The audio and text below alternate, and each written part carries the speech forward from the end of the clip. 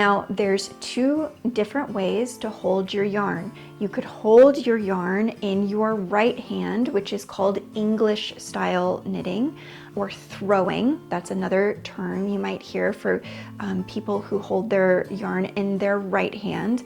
And it's very typical to hold your yarn in your right hand as you're just getting started with knitting. Then there's the other way, and the way that I eventually taught myself how to knit, which is called Continental style knitting, or picking, which is where you're holding your yarn in your left hand. And it makes that knitting motion just real quick because you're just holding the yarn with your finger and sliding your needle through and picking your yarn through. Now, the actual technique of knitting is not complicated. It's actually quite simple.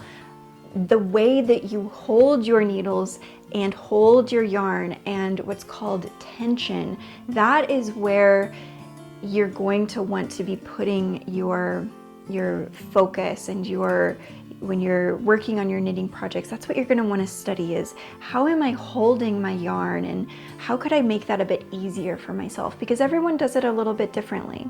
But I went down a rabbit hole where I would find a bunch of knitters on YouTube, and I wanted to see how wanted to get to the part of the video where you could actually see them knitting. How were their hands moving? How did they hold their yarn in their right hand or their left hand? How did they throw it? How did they pick it?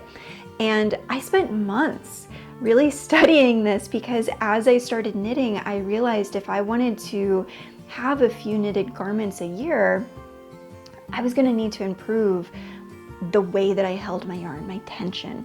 So that is something worth taking note of and worth studying.